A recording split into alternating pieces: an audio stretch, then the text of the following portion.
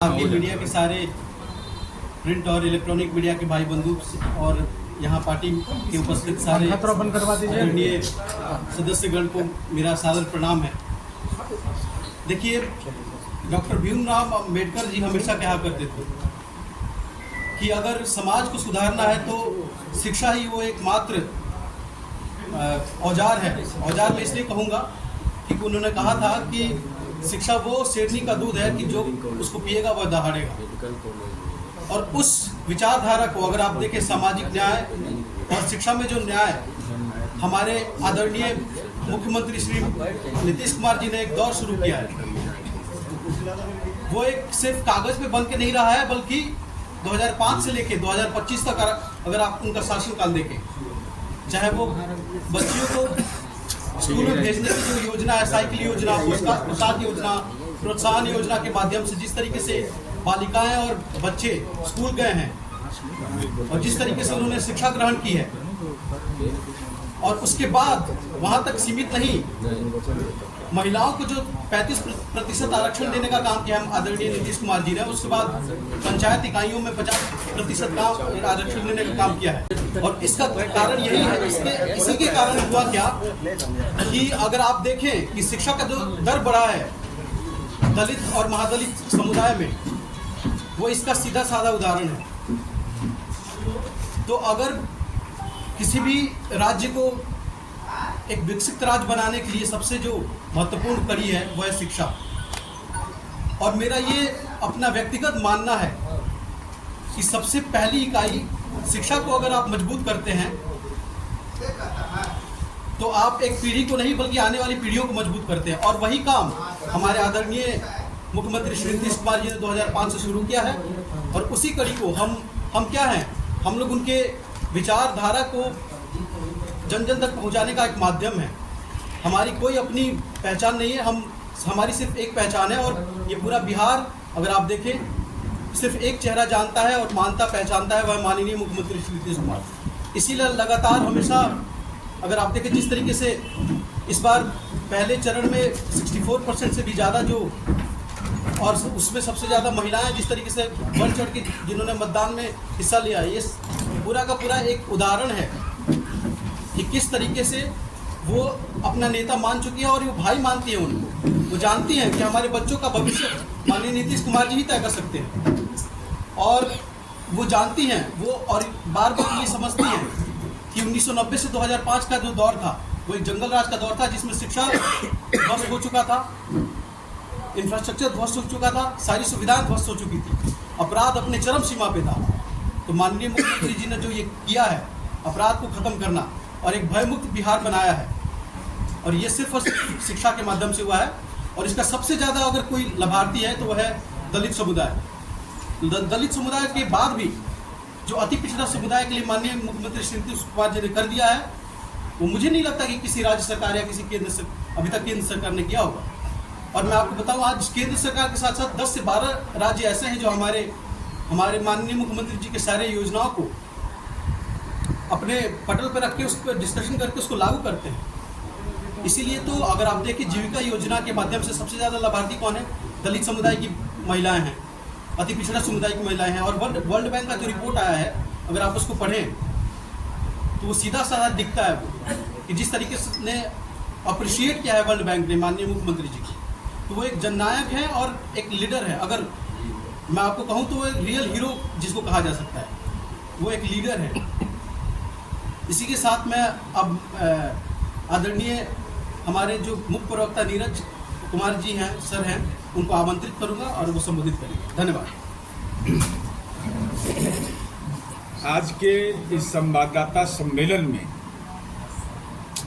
जो चुनाव के द्वितीय चरण के अंतिम दिन का चुनाव प्रचार का दिन है, इस संवाददाता सम्मेलन में समुपस्थित भारतीय विधि संस्थान इंडियन लॉ इंस्टीट्यूट में कार्यरत प्रोफेसर अविनाश पासवान जी हमारे नेशनल मीडिया पैनलिस्ट हैं, इनको टीवी पर आप देखते रहते होंगे। इसके हमारे साथ इस संवाददाता सम्मेलन में उपस्थित चुन्नू जी, प्रणव पांडे जी, मनोहर जी, मोहम्मद बक्खो जी, दीपक कुमार मुन्ना जी, संतोष जी, राजीव जी, डॉक्टर राजीव रंजन जी, तमन्ना जी, सतीश कुमार शेष जी, माननीय डॉक्टर रियाज जी, निजाम खां जी, अनिल जी एवं सम्मानित साथियों, इलेक्ट्रॉनिक एवं प्रिंट मीडिया के सम्मानित साथियों, डिजिटल मीडिया के सम्मानित साथियों,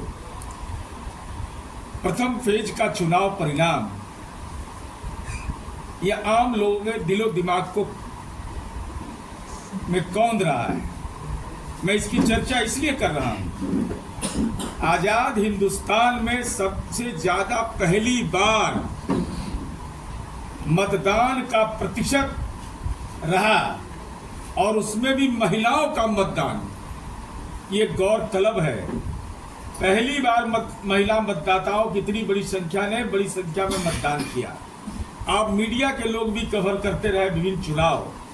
हमको जहां तक स्मरण है, पहली बार लोग खुल के बोल रहे हैं कि हम विकास के नाम पर वोट दे रहे हैं। पहले लोग वोट देते थे, आप पूछते थे या नहीं बोलते थे कि किसको हम वोट दे रहे हैं, तो विकास का मतलब तो एक ही है, इंडिया। विकास का मतलब है नीतीश कुमार जी, दूसरा तो कोई विकास का मापदंड हो ही नहीं सकता है। तो ये एक सामाजिक जो परिवेश बदला है, मुख्यमंत्री महिला रोजगार योजना, मैं इसकी चर्चा इसलिए कर रहा हूं कि जिन लोगों ने 45 वर्ष तक बिहार में राज किया, 15 वर्ष तक राज किया, मैं चुनौती के साथ कहता हूं, एक योजना का नाम बताओ जो देश और दूसरे प्रदेश में लागू किया गया। बिहार को तो फॉलोअर स्टेट बना के रखा था। नीतीश कुमार जी के नेतृत्व में एनडीए की सरकार ने इसको लीडर स्टेट बनाया। 16 हमारी योजनाएं हैं जिसको देश और दूसरे राज्यों में लागू किया गया। तो आखिर नीतीश कुमार जी का कौन ऐसा वोट बैंक बढ़ा है जिससे सामाजिक आधार का विस्तार हुआ है? यह आप मीडिया के साथियों के लिए गौरतलब है और हम उम्मीद करते हैं कि चुनाव के दिन आपको परसों दिखाई पड़ेगा। सबसे महत्वपूर्ण हुआ महिला रोजगार योजना। और क्या कहा गया मेरे बारे में? प्रचार किया गया कि लोन है, ये वापस कर लिया जाएगा, इंटरेस्ट लगेगा। अरे सूदखोर है, मैं सरकार हमारी है। हम तो ऋण माफ किया है स्टूडेंट क्रेडिट कार्ड में। हमने यह स्पष्ट किया कि 10,000 रुपया हम दे रहे हैं, इसके अलावा 2 लाख तक की योजना हम देंगे और जीविका से उसको जोड़ा और साथ ही साथ उसके प्रशिक्षण की व्यवस्था किया। उसके लिए ग्रामीण हाट बनाने की कार्य योजना बनाई। राज्य और राज्य के बाहर उसके उत्पाद कैसे भेजे जाए, ये पूरी कार्य योजना इस महिला रोजगार योजना का है। तो झूठ की कलई खुल गई जब हमने बताया कि ये है संकल्प संख्या सरकार का, दिखाओ कहां पर ये है। तो ये भ्रम का वातावरण खत्म हुआ और महिलाएं बड़े पैमाने पर रोजगार के लिए, तो वो कौन सा सामाजिक आधार है? वह समाज के अति पिछड़ा दलित समुदाय की महिलाएं। ऐसे महिलाएं आमतौर पर नीतीश कुमार जी और एनडीए के पक्ष में रहती थी। उसका कारण यह था कि हमने उनकी माता को पंचायती राज में आरक्षण दिया, बेटी को साइकिल दिया, साइकिल के बाद स्कॉलरशिप दिया, महिलाओं को, बेटी को नौकरी में आरक्षण दिया और उसका फलाफल यह आया। और ये मैं बता रहा हूं, चूंकि नौकरी बहुत बोलता है, इसीलिए हम ये बता रहे हैं आपको कि हम चुनौती देते हैं। देश का कोई राज्य हो जरा बता दे, केवल 24-25 में मैं बता रहा हूं कि महिला शिक्षक, जाति और धर्म नहीं देखा हमने, 3,07,423, पुरुष शिक्षक 4,93,000 और जनरल कैटेगरी पुरुष 51.56%, ओबीसी पुरुष 58.60, एससी 63.60, अनुसूचित जनजाति के लोग, अनुसूचित जनजाति के पुरुष 50.36। लैंगिक समानता भी हमने बरकरार रखा है। लगभग प्राइमरी एजुकेशन में शिक्षक छात्र अनुपात में हम देश में नंबर 1 हैं। जीविका में हम देश में नंबर 1 हैं। पुलिस बल में बेटी को हिस्सेदारी में हम देश में नंबर 1 हैं।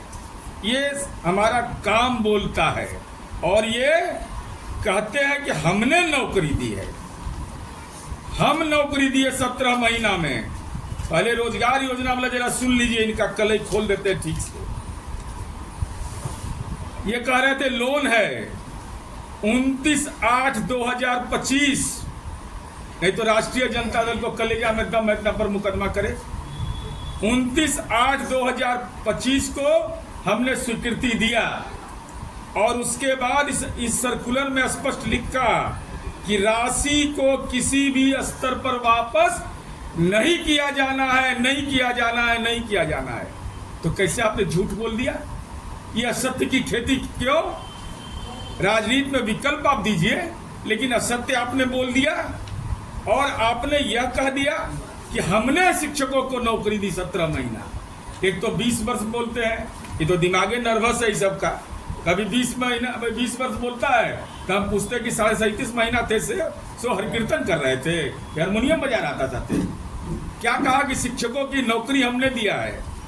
मैं दस्तावेज के आधार पर कह रहा हूं, अगर तेजस्वी यादव आप लालू जी के सुपुत्र हैं और अगर आपको ये लगता है कि हम बहुत ही तार्किक बात कहते हैं, तो मैं चुनौती के साथ कह रहा हूं कि शिक्षकों की जब बहाली हो रही थी, इनके शिक्षा मंत्री ने शिक्षकों के पद सृजन की कार्रवाई की संचिका पर हस्ताक्षर करने से इनकार कर दिया।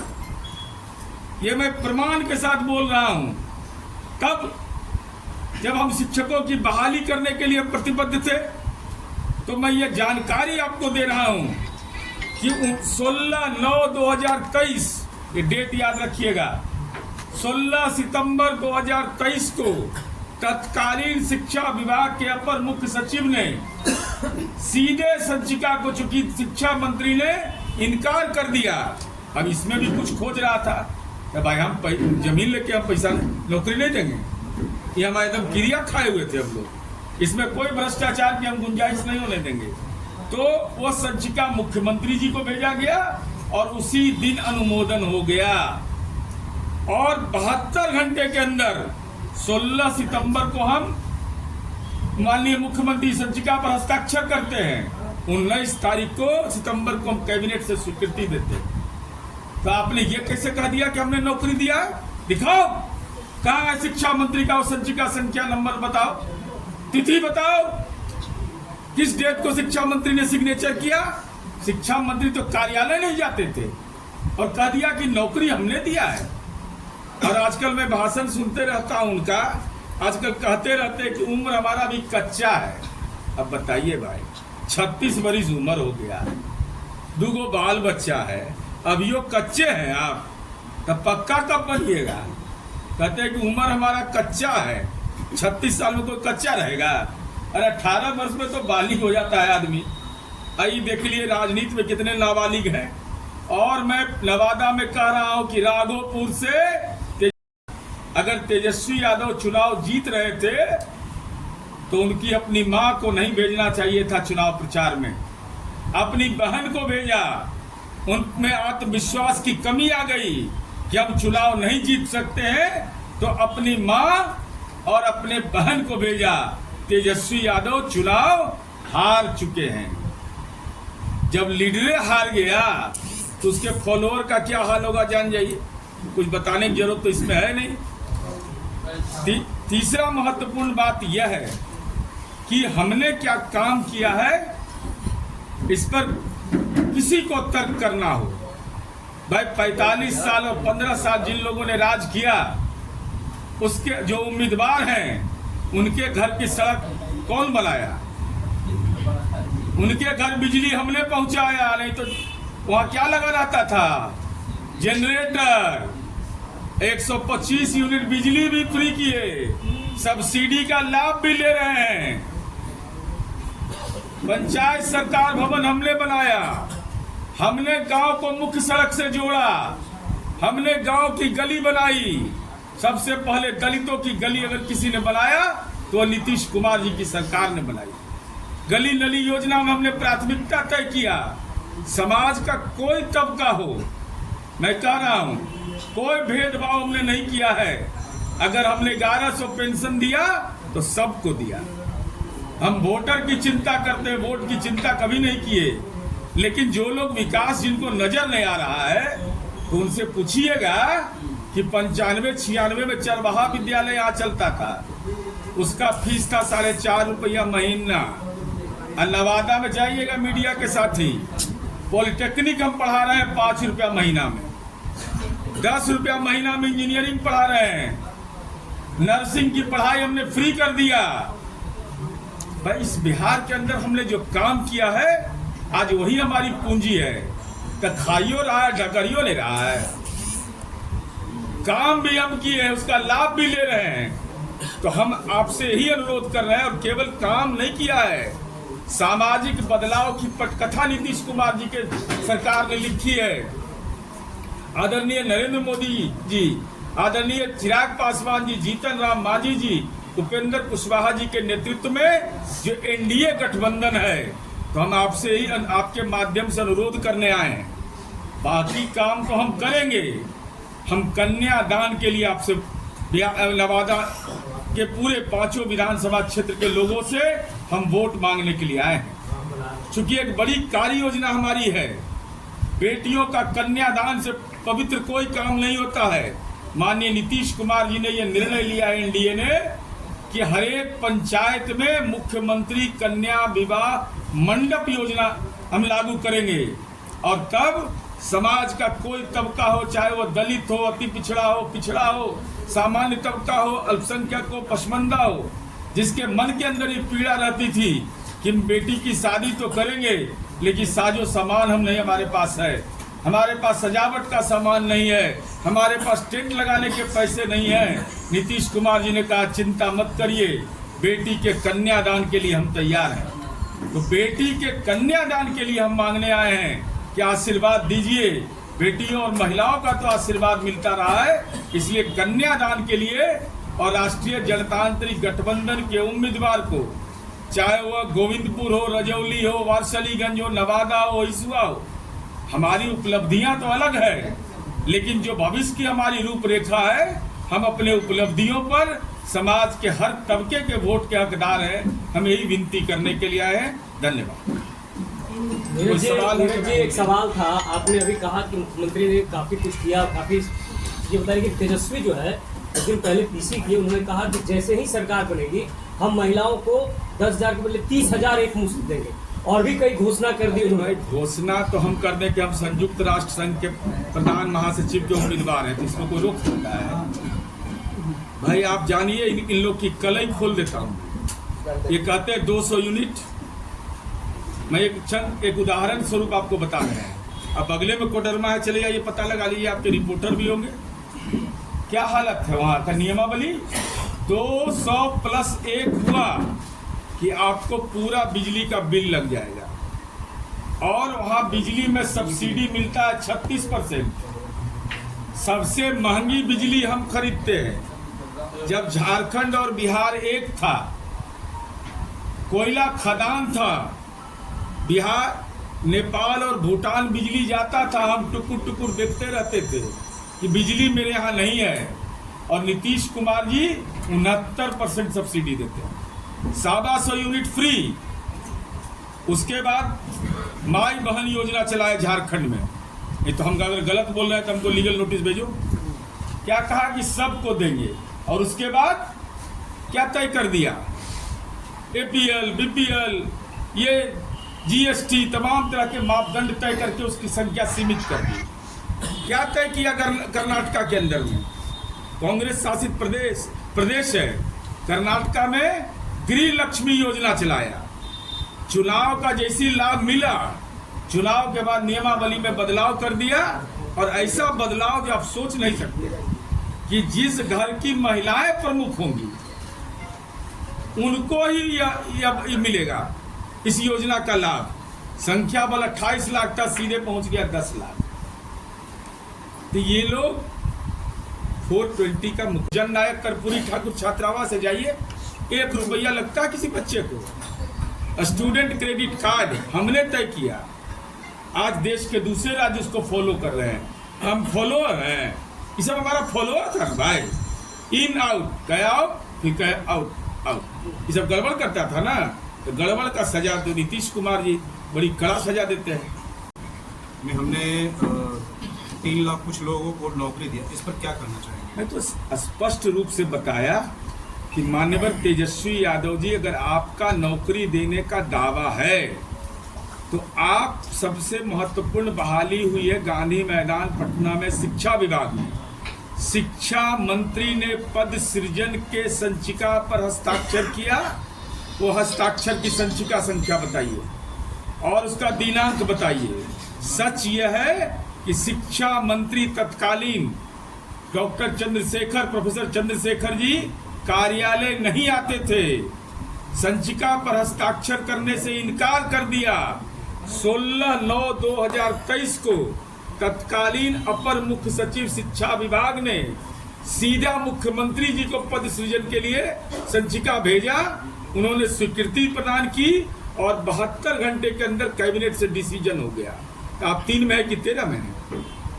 जब बताइए ना, आपके विभाग का मंत्री, आपके पार्टी के कोटे का मंत्री, वो हस्ताक्षर करने से इनकार कर दिया और आप श्रेय ले रहे हैं इसका। नहीं तो प्रमाण दीजिए, शिक्षा मंत्री का हस्ताक्षर दिखाइए। और इनके घर में नौकरी हम न दिए हैं। इनके घर में लालू जी के बड़े भाई थे स्वर्गीय मंगरू राय जी, जो फुलवरिया में रहते थे, उनका निधन हो गया। उनके 2 बेटे को नौकरी मिली, 6 कट्ठा फुलवरिया में जमीन लिखवा लिया गया। और उसी घर की पुत्रवधू श्रीमती गुंजन यादव है, जिसको कार्यालय सहायक में नौकरी मिली। 1 कट्ठा जमीन नहीं लिखना पड़ा, 1 दूर, 1 रुपया नहीं लगा। दिन के घरों में तो नौकरियां हम लगा रहे हैं, ये दूसरा को नौकरी क्या देंगे? अच्छा सर, एक चीज और, हर घर में नौकरी योजना ला रहे हैं, इस पर क्या है? अब देखिए, बोलने के लिए तो कोई कुछ बोल दे सकता है। अब उनके राष्ट्रीय प्रवक्ता जो होते हैं वो मीडिया में क्या बोलते हैं टीवी पर कि रोजगार का मतलब नौकरी थोड़े बोले हैं। वो तो पार्क है, ये है। भाई, आप एक घर में कितना आदमी राजनीति कर रहे हैं? एक दलित का परिवार हो और उसके घर में 5 अगर पढ़ने वाला हो और उसके अंदर योग्यता हो, तो ये उसको समान अवसर का सिद्धांत के तहत उसको नहीं सुविधा मिलेगी। आरक्षण रोस्टर का क्या होगा? भाई, सबको हक है, नौकरी करने का हक सबको है। लेकिन ये भी बोल देते तो अच्छा रहता कि बिना जमीन लिखवाए नौकरी देंगे, तब जरा अच्छा रहता। जो जमीन मिला हुआ है उनके पास, या जानिए नवादा के लोग, कोई पिछड़ा समुदाय का लोग, दलित और अति पिछड़ा अल्पसंख्यक हमको बता दे तो कि पटना में किसके पास 43 बीघा जमीन है? 43 बीघा 12 कट्ठा 16 दूर पटना में जमीन है। 468 करोड़ का आज की संपत्ति है लालू जी की। किसका संपत्ति है? हम तो चूंकि समय कम है, नहीं तो बताते। हम लोग भी 16-17 वर्ष है विधान पार्षद, तो हम लोग वही वेतनमान मिलता होगा जो तेजस्वी जी को मिलता है। तो हम लोग का भी हलफनामा देख लीजिए। और इनके हलफनामा में देखिए 13,41,87,812 रुपया हो गया। ये कौन बिजनेस किए हैं भाई?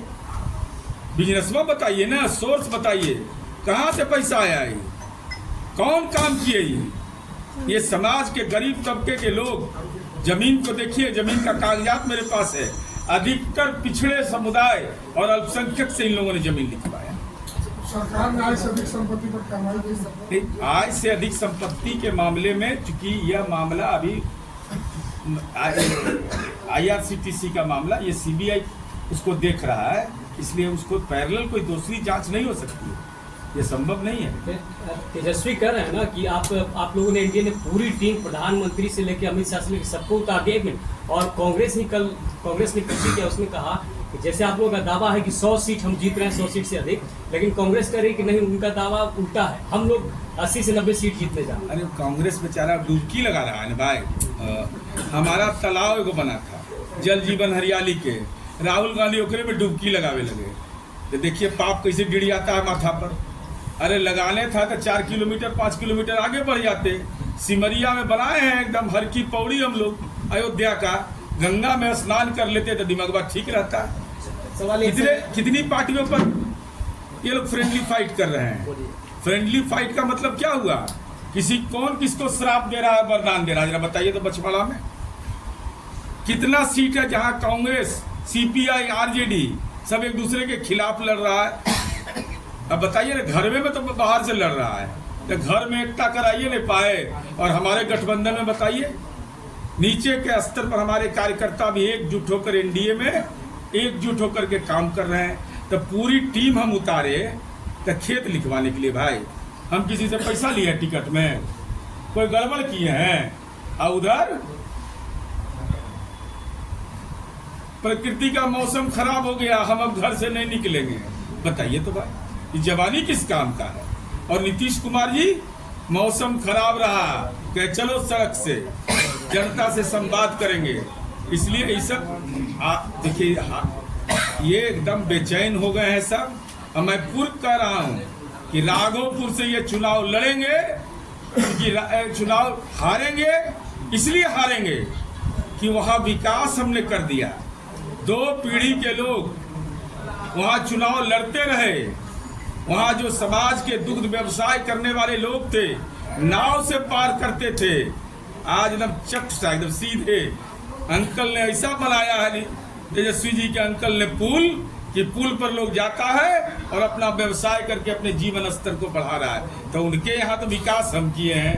राबड़ी देवी उच्च विद्यालय जो सेलार कला में है, जहाँ लालू जी का ससुराल है, उस 16 कमरा हम बनाए, वहाँ शिक्षक के बहाली हम किए। तो न नीपे के न पोते के कहिए कि हम ही किए। इंजीनियरिंग कॉलेज पहुँचा दिए, पॉलिटेक्निक पहुँचा दिए, नर्सिंग स्कूल पहुँचा दिए, जन नायक कर्पूरी ठाकुर छात्रावास पहुँचा दिए, सेंट्रल स्कूल भी बनने दीजिएगा, मेडिकल कॉलेज भी बनने दीजिएगा। और गांव का विकास हमने किया है, समाज के सारे तबकों का। इसलिए विकास को देखिए, बिजली और पंखा देख के तो मुस्कुराइए भी, अब वोट तीर पर डालिए।